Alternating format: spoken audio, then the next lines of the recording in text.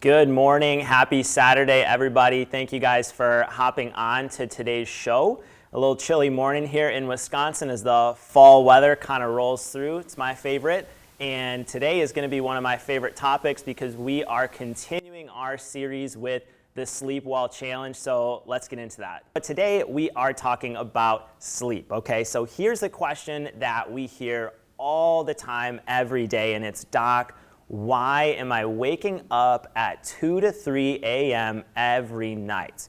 Okay, and this is the question that I want to help you guys answer today because as you guys will know, there are various causes and reasons for basically everything, right? You can have a stomach ache and there can be 150 different things that are actually causing that. Well, same thing kind of goes with sleep, right? You can have abnormal sleep patterns for a wide variety of reasons, but the overall majority of people are going to fit into specific categories. And that's what we're kind of going to walk through today. So I decided, let's ask the experts, right? So I did what every person does, and I went to Dr. Google. And I asked Dr. Google, why am I waking up at 2 to 3 a.m. every night, right? The same question we're trying to answer here, and you guys can see that it can be caused by a range of factors, including stress, medical conditions, or slipping into habits that could interrupt your sleep patterns, like too many coffees during the day. I'm not guilty of that one by any means, or too much screen time before bed. And I don't disagree with any of these. I think all of these can absolutely contribute to abnormal sleep patterns. So one of the things I want to do for a little while is just walk through these things because can these alter your sleep? Yes or yes, right? So one of the first things that we're going to talk about, and you guys hear us talk about stress all the time. You guys are probably getting sick of it by now, but stress is obviously a major role here. So I just pulled up an article. You guys can kind of check it out. I put just the abstract there, so a little summary. But type this into Google, the effect of psychosocial stress on sleep. A review of basically what they're doing here. It's called polysomnographic evidence. So they're looking at your actual sleep waves. And what they found in here, this is a bigger study. And so they looked at 63 articles and basically they found fairly consistent changes. So they saw a decrease in sleep or in slow wave sleep, REM sleep, and sleep efficiency, okay, as well as an increase in awakening. So these people were waking up more throughout the night as they were stressed. And what I want to do, because we can throw around terms like slow wave sleep, REM sleep, right? Well, what do these actually mean? So I want to actually walk you guys through some of the phases of sleep so you can actually understand what we're talking about here. So when we talk about slow wave sleep, this is going to have a couple different names. A lot of times people will call it like delta wave sleep, slow wave sleep, deep sleep, right? So when you guys think of this, think of deeper sleep, okay? So what is the function of slow wave sleep? Okay, so although researchers are still working to fully understand the purpose of each stage of sleep, experts believe that slow wave sleep has a wide variety of vital functions in the body, right? So we don't even know, right? Experts believe, they don't necessarily know all the things, but they are pretty sure of a couple things that are pretty consistent across the board here. And when we look here, it's talking about sleep pressure, right? So you'll hear this term every once in a while if you're looking at sleep. What does sleep pressure actually mean? And the easiest way I can explain this to you, for those of you guys who have stayed up way too late, you start doing some of these things. Start getting the head bob, right? Your eyes just want to close. You have the pressure to sleep. So that's basically what they're talking about here. And what they found is that slow wave or this deep sleep actually alleviates that pressure, right? So go figure, the more good quality sleep you get, the more awake and alert you are, which comes with cognitive benefits. So you guys can see here other functions that they're looking at slow wave sleep. They're going to include supporting memory, boosting immune function, right? Why do you think when you're sick you want to sleep all the time? Sleep is important for your immune system, facilitating the growth and repair of tissues. People who are very physically demanding with their jobs, with their workouts and different things, you need a little bit more sleep because when you're sleeping, all those tissues are repairing and also detoxifying your body, so enabling the elimination of waste products.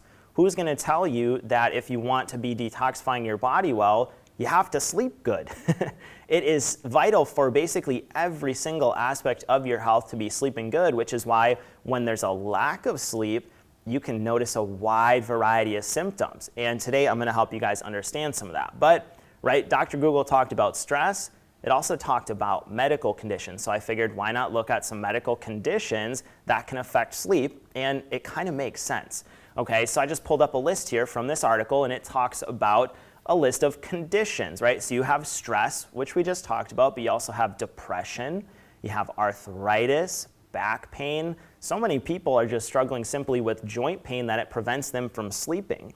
Cardiovascular disease, dementia, including Alzheimer's, conditions that interfere with breathing, so asthma, sleep apnea. How many people in this country rely on a CPAP machine to provide proper airflow? We are sick, right? So you see my little caption there. What's the common link between all these?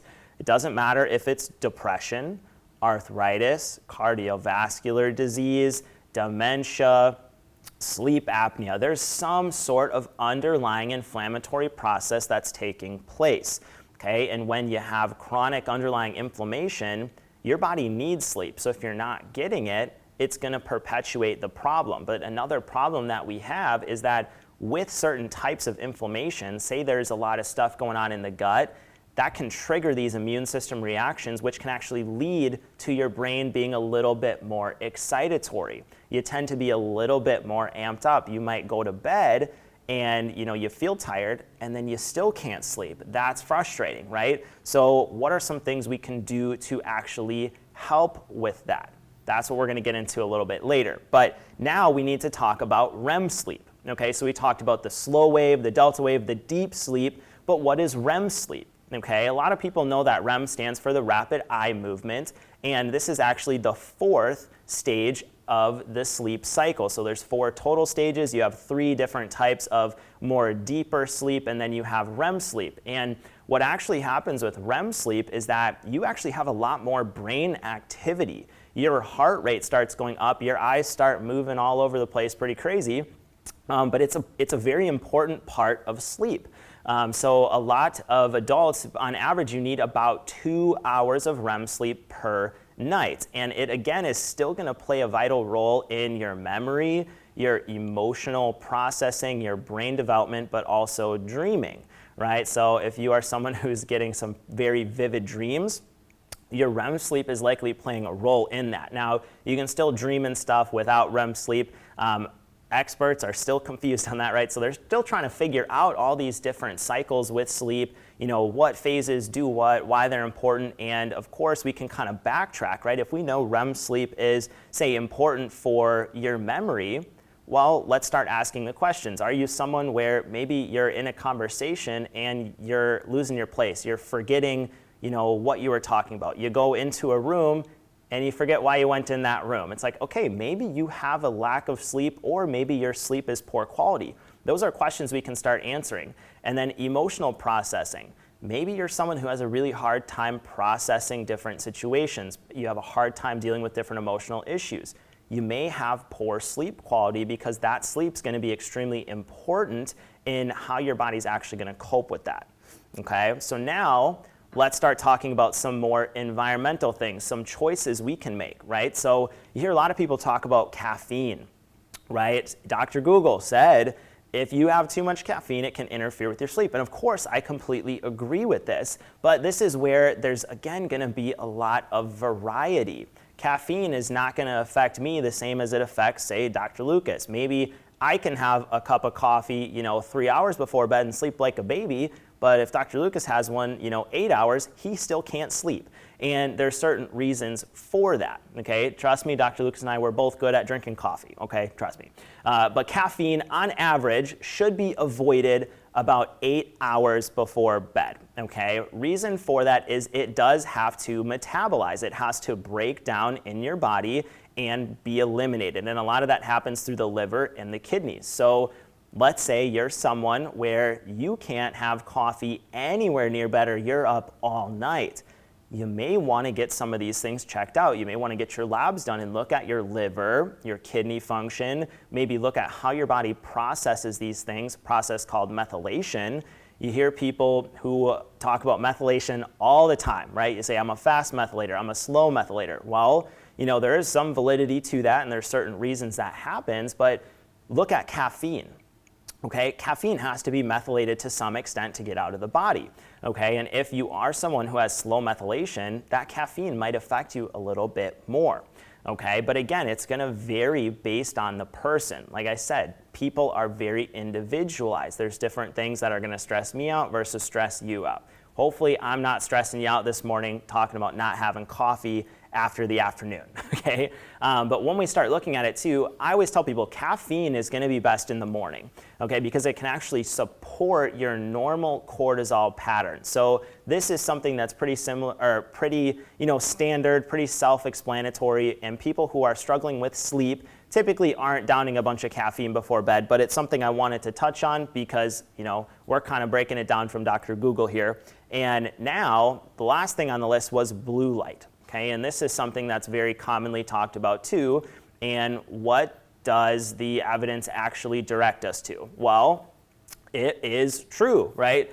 Does using a device before bed make it harder to sleep? Yes, it absolutely does. And it doesn't matter if it's your phone, your TV, if you just have all the lights on in your house, it actually tricks your brain into thinking that it is daytime. Okay, so look at the second little paragraph here though. It says light from electronic screens comes in all colors, but the blues are the worst. That's kind of funny. The blues are the worst, right? So why do we have so much blue light? Okay, we have blue light on our phones. The lights on me right now, you guys can't see it. There's lights on me. I have a computer here. There's blue light. Okay, my brain is being tricked to thinking it's daytime. Good thing it's actually daytime. But at night, if I had all this light on me, that would really mess with the way my body is going to make something called melatonin. So think about the sleep-wake cycle. When you wake up in the morning, your melatonin is not that high. It's actually pretty low, and your cortisol is high. Cortisol and melatonin work inversely to each other. So at night, when your cortisol, your stress hormone, is going to be a little bit lower, guess what's supposed to be nice and high? Your melatonin. Well, what if we're bombarding ourselves with all these signals, these blue lights, that are actually preventing our body from making our own melatonin? Do you think that could cause and interfere with our sleep, cause some sleep problems? Absolutely. So what can you do? Well, in my house, we turn all the lights down very low, right? We don't walk around in the dark as soon as it's 6 o'clock, especially in Wisconsin in winter. Once it hits 4:30 in a couple months, it's going to be pitch black. So do we walk around in the dark? No, right? But we have minimal light. And then what you guys can do for your phones, your TVs, your laptops, you can start doing a little more red light. There's different filters. You can change the color scheme so it stops emitting so much blue light, and it can actually have some benefits on your sleep. Okay? But what's really going on here, guys? Did you really think I was going to get through today's episode without talking about cortisol? I don't think so, okay? So this is what majority of people are having questions on, right? I just wanted to clear the air from Dr. Google, but now let's really kind of get into it. So what is actually happening when majority of people are waking up at 2 to 3 a.m. and it's typically an issue with your cortisol? And when I say that, I don't necessarily mean cortisol is to blame, but that cortisol spike will wake you up. So cortisol may be best known as the body's stress hormone, but it also plays a pivotal role in managing our sleep architect. Okay, so I am one where I will say this: cortisol can cause problems, but cortisol itself is not the problem. Okay, so I've done an episode in the past where I talked all about cortisol, and what did I say? Don't shoot the messenger. Cortisol, right? Yes, it's the stress hormone. But what is it doing? It's responding to what? Stress, okay? So what do we need to do? We need to manage stress, of course, but we have to figure out what are these underlying inflammatory things in our body that can be causing that stress response. So when we look here, it says studies have shown that cortisol levels naturally begin to increase between 2 and 3 a.m. So it's part of our normal circadian rhythm. However, if you're already stressed out, whether it's from an underlying inflammatory thing, whether it's from work stress, family stress, or anxious about something, and your cortisol levels are already naturally rising, it's not surprising that you wake up, right? If you are stressed out and your sympathetic nervous system starts getting activated, it's going to kick you into high gear, and that's actually going to increase your heart rate. It's going to increase your blood pressure and make it harder for you to fall back asleep. So let me ask you some questions, you guys. If you are someone who's waking up at, say, 2 or 3 in the morning, maybe it's 4, okay, what are you doing? Are you waking up because you are thirsty? Are you waking up because you just have to go to the bathroom? Okay, that's going to be a little bit different. Or are you waking up and you're in a little bit of a panic? Maybe you're sweating. Maybe your heart is beating out of your chest. Maybe your breathing is changed. Okay, this is a sign that your sympathetic nervous system is waking you up. Why? Because there's something that's stressing you out. Okay, and we have to figure out what that is and work to manage that and reduce that stress a little bit. Okay, but what else can be a contributor to this, right? Why, say it is your cortisol spiking, why is it typically doing that? Why is it 2 and 3 a.m. and not 2 and 3 p.m. in the afternoon? And here's why. Okay, it's typically something to do with low blood sugar. Okay, so this is a whole separate article, and I just pulled up a little clip here, and it says, do you consistently wake up around 2 to 3 a.m. and can't fall back asleep? Although the reasons for sleep problems can be complex, which I completely agree, okay, this isn't going to work for everybody, they can be complex, waking up too early is often a symptom of something called hypoglycemia or low blood sugar, and can be remedied through dietary changes and nutritional therapy. So I totally agree. Let's just think about this, right? Why doesn't it happen at 2 and 3 p.m.? Well, you just ate lunch. Your cortisol is supposed to be a little bit higher in the afternoon than at night. Okay, it's part of our normal circadian rhythm, but when it's at night, it's got to be maintained. Okay, same thing, your blood sugar has to be maintained at a certain level. Low blood sugar will kill you a lot faster than high blood sugar. People live with high blood sugar and diabetes for 20, 30 years. Low blood sugar can actually kill you really quick, make you faint and pass out. So when that blood sugar, if it starts getting too low because you have abnormal regulation or you're typically not eating through the middle of the night, right, that blood sugar dips a little bit low. What's the body's defense mechanism to actually bring that blood sugar back up to normal? And that's where we look at the physiology of cortisol. So what does cortisol actually do? Okay, it's not just a stress hormone. It's extremely important for so many different functions of the body, and one of them is increasing and regulating your blood sugar. So under normal circumstances, cortisol counterbalances the effect of insulin. Okay, insulin is a hormone that your pancreas makes to regulate blood sugar. So most of the people who are familiar with insulin are people who have diabetes. Why? Because they have insulin resistance, or if they're type 1 diabetic, their pancreas is not making insulin. Okay, so basically imagine this.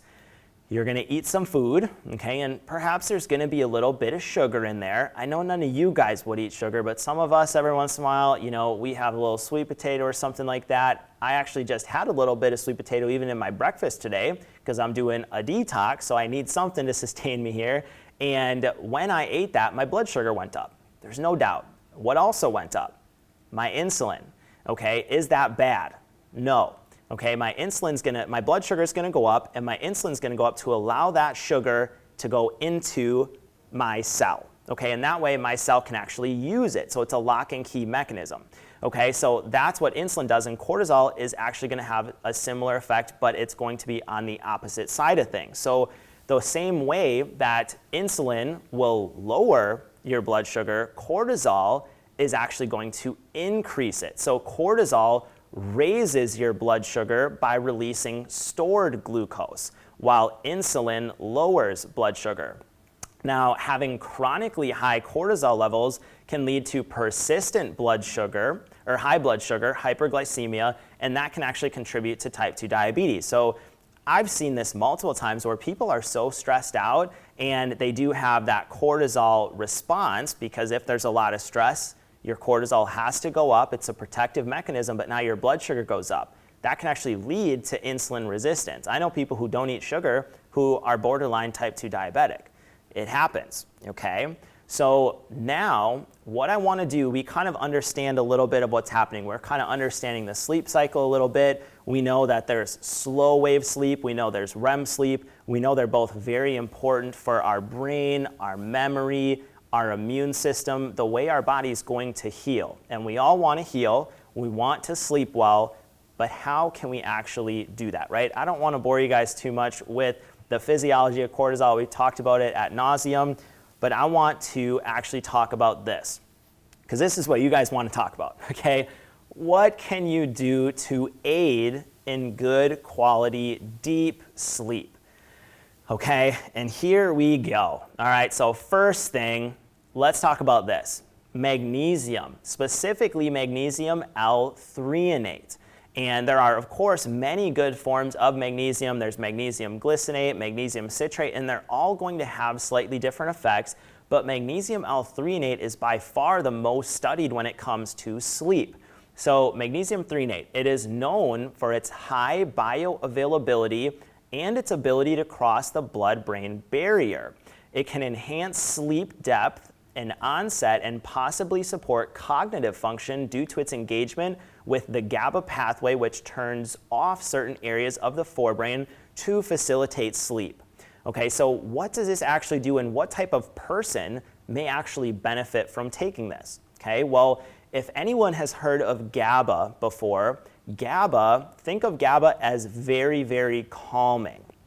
Okay, and this is actually engaging in that pathway to actually support your GABA or calming function, which is how it actually helps in aiding in sleep. So if you are someone who struggles to simply fall asleep, this could be something that is beneficial, especially if you're someone where you lay in bed and your mind starts turning over and over and over, and then you're just sitting there like, why is this happening? Why can't I turn my brain off? You may be deficient in magnesium. This may help to calm you down. And then what I did is I pulled up a research article and just took a little clip there in the bottom, and this is looking at magnesium L-threonate in specific and how it improves sleep quality. And not only sleep quality, but when you improve sleep quality, you're going to improve your daytime function. Okay, so what did they conclude here? So this study showed that magnesium L-threonate improved sleep quality, so how well people are sleeping, especially deep or slow wave and REM sleep stages. So it's not only focused on just one part of sleep, it's helping your deep sleep, it's helping your REM sleep where you're a little bit more active. Okay, so it's hitting both sides of things.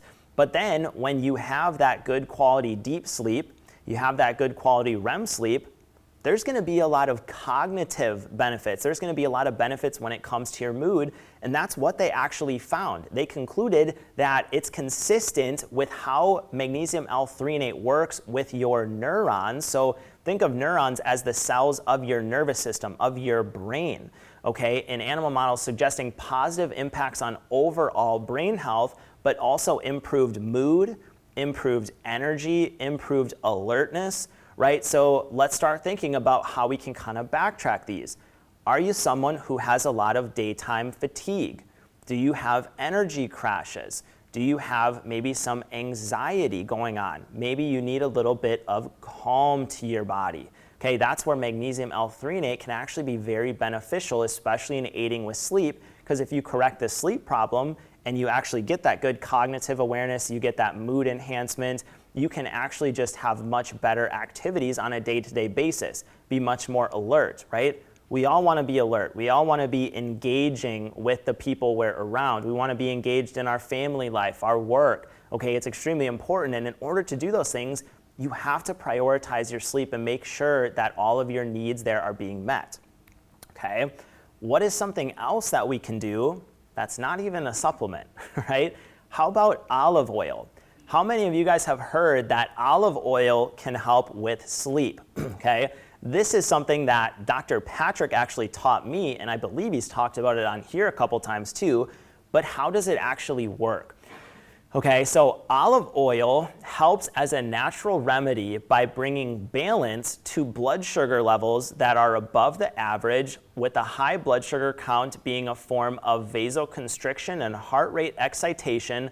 Olive oil helping resolve this challenge is a major player in helping one fall asleep and stay asleep for a healthy amount of time. So what does it do? It actually helps to stabilize your blood sugar levels. And then not only that, I'm kind of a nerd, and I was like, well, maybe there's more to this story. I agree that good healthy fats absolutely help maintain blood sugar and blood sugar regulation, and olive oil also has been known to have certain calming properties. So what I did is I went to a journal on food chemistry, which basically looks at what's all in the makeup of this food, and I found one looking at a bunch of different types of oils, and they found that particularly extra virgin olive oil had almost double the melatonin content of other refined oils. So thus melatonin may account for the healthy effects of the Mediterranean diet, in which olive oil is a main source of fat. So really what that article was looking at was, why does the Mediterranean diet help with sleep, and it's been shown to help people with insomnia? Well, what does the Mediterranean diet do? It decreases a lot of your sugar consumption, you're eating mainly whole foods, and you're having a lot of these healthy fats, and olive oil is one of them. Turns out olive oil actually has a good amount of melatonin in it. Okay, so there are food sources that contain melatonin, and we're going to talk here in a little bit. I'm going to pull up the supplement bundle here in a couple minutes, and we're going to talk about some of those supplements there, and who might benefit and why and what they do and the data behind it. But there are food sources for other things as well. So when we talk about the sleep bundle, okay, we'll pull this up and you guys can see, a lot of you guys have already started taking some of these. We've already got tons and tons of messages, whether it's on Facebook, Instagram, email, all these different things of how people are sleeping better, their energy's better, their hormones are better, all these different things. But we have different supplements here. So you guys can scan the QR code if you would like to get this bundle. But what this contains is, first off, L-theanine. And L-theanine is really what I want to talk about today in a lot more detail, because I think it's often overlooked, and I think it's extremely important when it comes to the health of your brain, and especially when it comes to, well, let's just be honest, people who are stressed out and have high cortisol. But you also have ashwagandha, California poppy, and valerian. And all of these are going to work a little bit different, and they're going to, support people in different ways. So one may not work for you, and that just means that you need something else, right? We always, of course, recommend getting tested first. Okay, get your labs done, and that will help us to provide you with the best recommendations. And I'm actually going to show you guys some testing here looking at cortisol patterns and where something may work and where something may not work. And that's why it's always important to work with a provider. So when we are looking at these supplements, we're talking mainly today about L-theanine. I love L-theanine, and I want to show you guys where you can actually find it naturally, okay? Because a lot of times we jump to taking a supplement. Everyone just wants a supplement. But first, we have to make those good lifestyle habits. So when we look at L-theanine is an amino acid. Okay, so it's a basic building block, and it is mainly known for its relaxing and calming effects specifically on the brain. Okay, but here's the big thing. It doesn't cause drowsiness.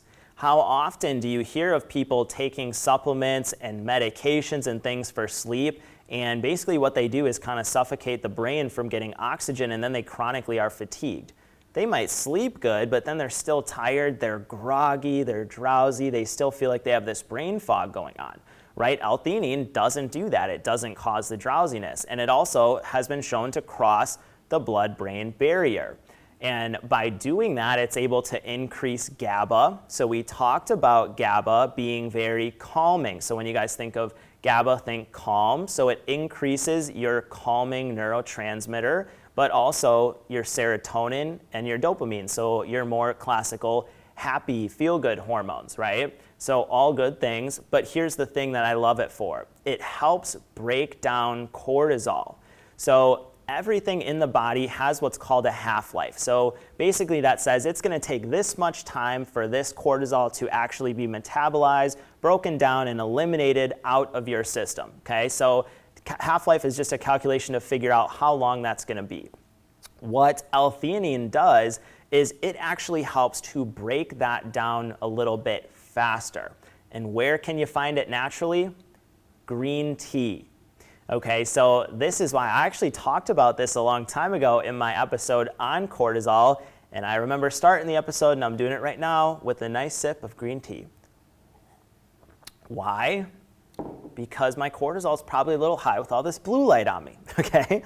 So when we start diving into the research here, I'm gonna show you guys how well documented L-theanine is, and there are some pretty incredible studies out there. So the first one is actually looking at how this can protect your nervous system, okay? And here we're looking at green tea components, theanine and catechins, okay? So both of these are going to have slightly different things. L-theanine is going to work a little bit different than the catechins. I'm probably not even saying that right.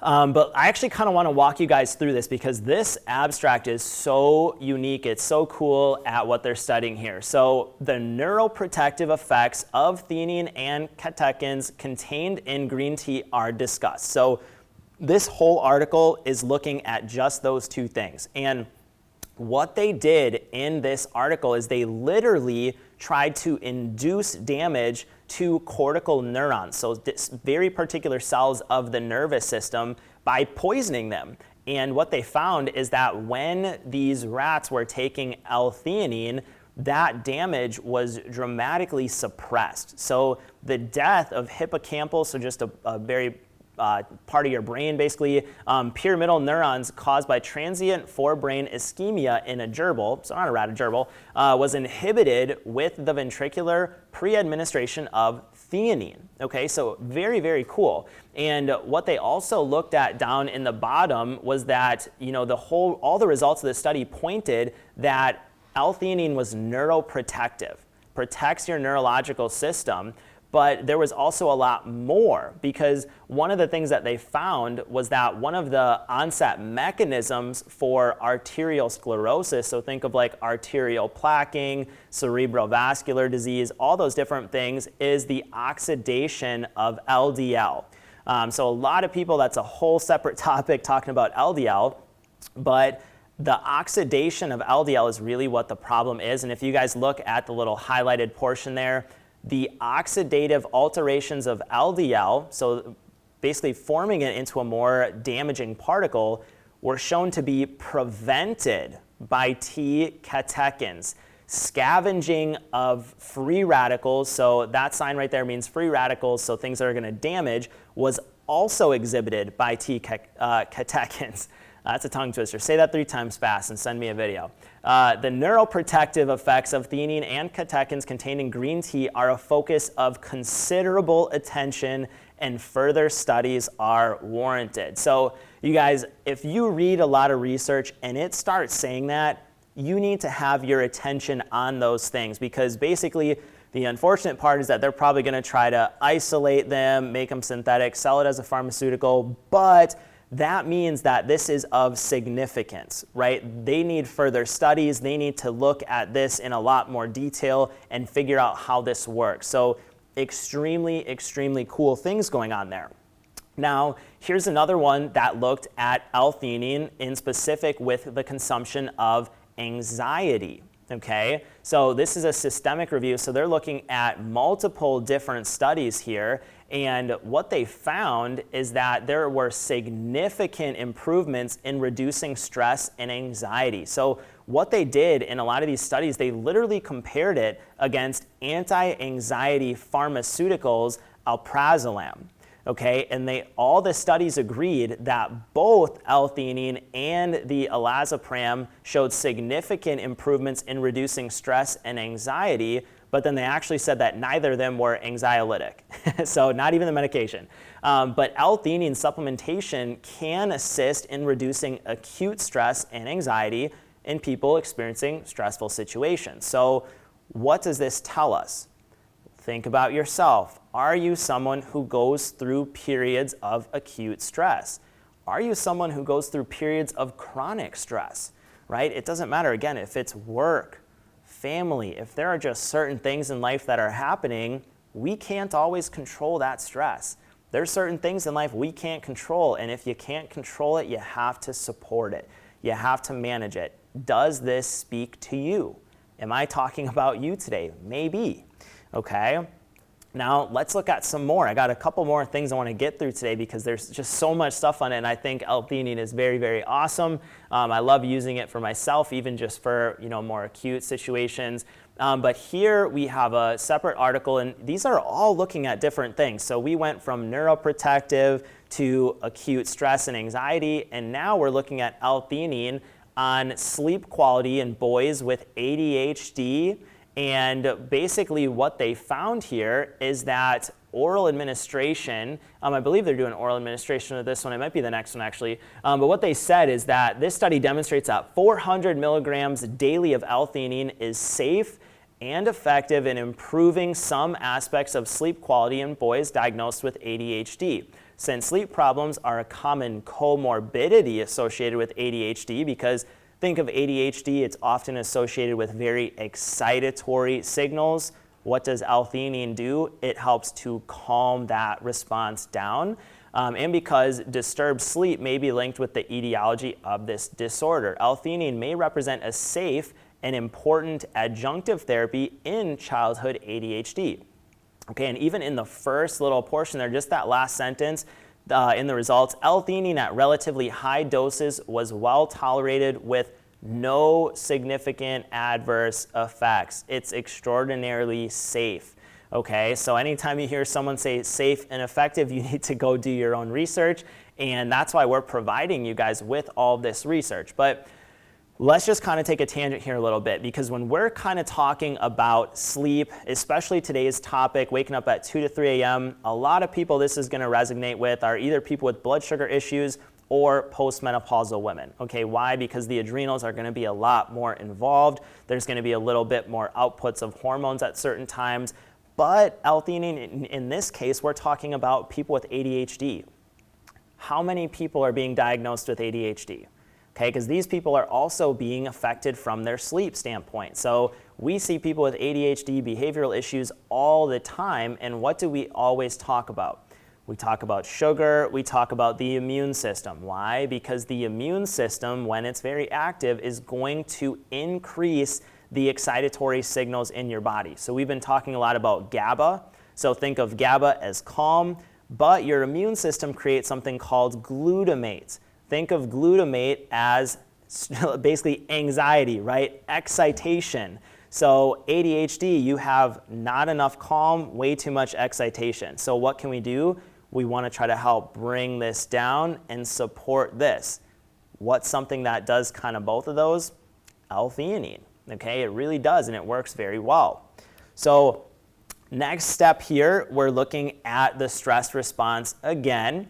Okay, so basically this is kind of going to talk about L-theanine again a little bit more. It's talking about reducing psychological and psychosocial stress. Okay, so the stress response, we talk about that all the time.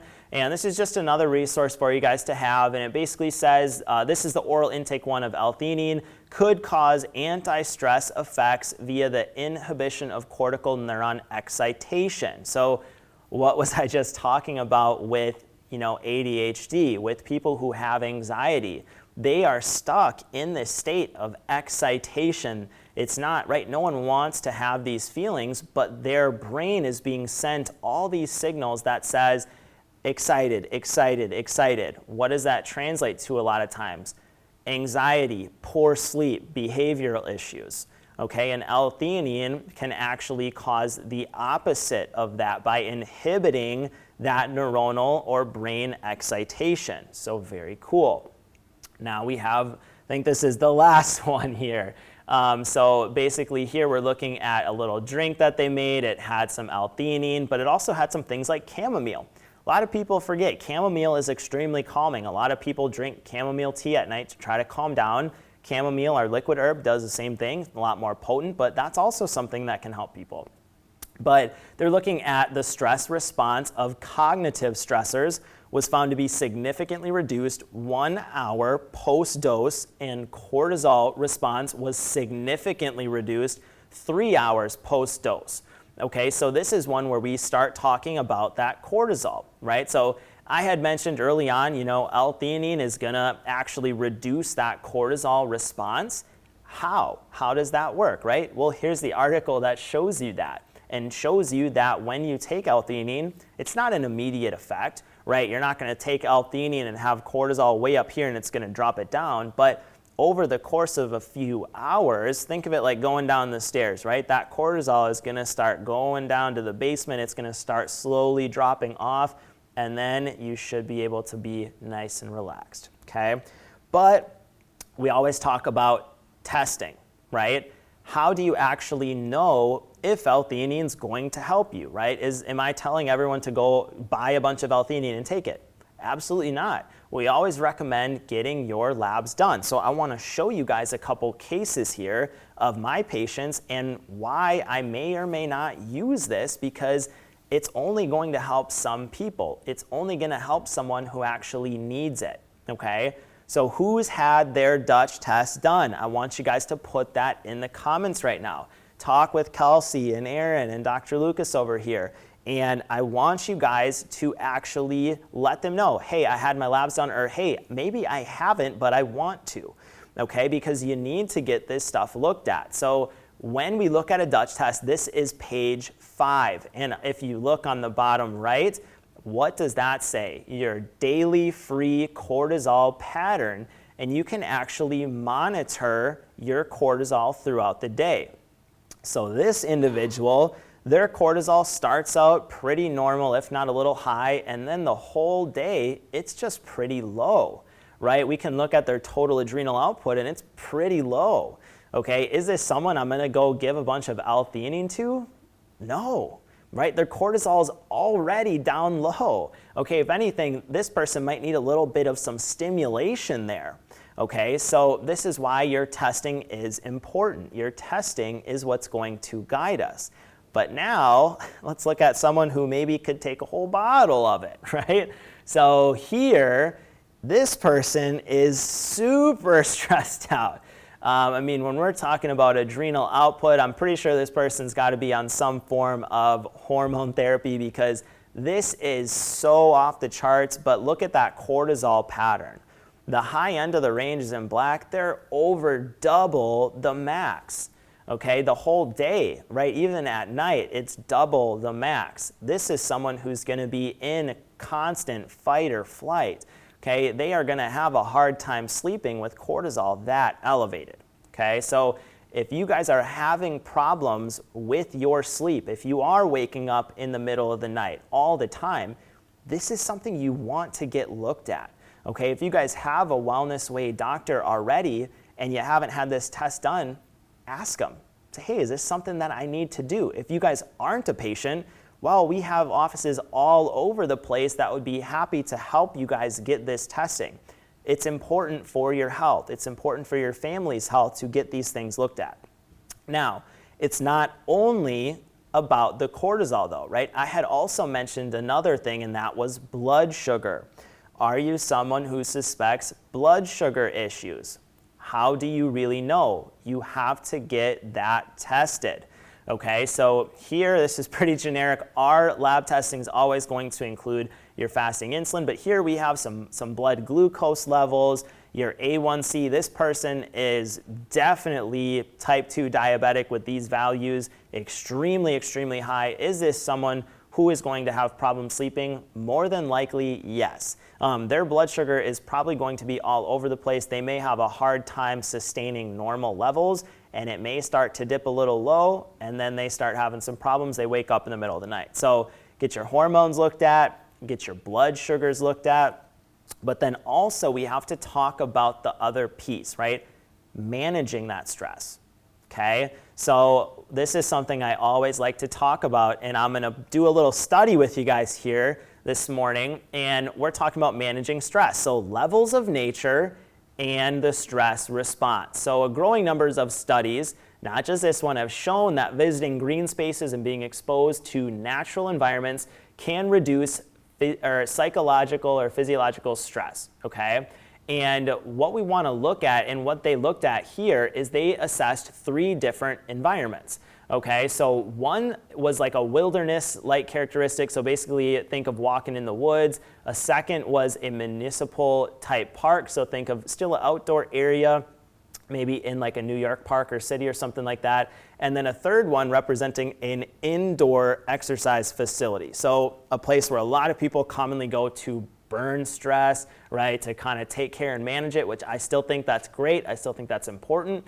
And what they found is that visiting natural environments can be important and beneficial in reducing both physical and psychological stress levels with visitors to the natural environment, right, so walking in the woods, reporting significantly lower levels of stress than compared to the other 2 groups. So even a more modernized like city park, they're still not getting the full, stress relieving properties as if you're isolated in the wilderness.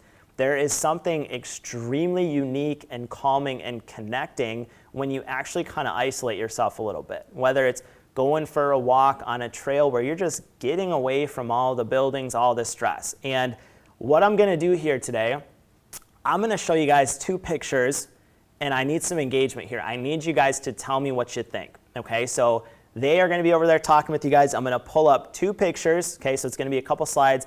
Tell me how you respond. So here's number 1. What do you guys think of this? Okay, keep that picture up there for just a couple minutes here. What do you guys think of this? Does this picture cause some cortisol response in you guys? Now, let's go to this picture. How does this one make you guys feel? Brain's probably calming down a little bit. How about back to this one? Stress, busy, work, phone, blue light, all these different things. Throw on some kids in there, sporting events, all these different things. Guys, take some time for yourself. Get outside. Prioritize that time every day.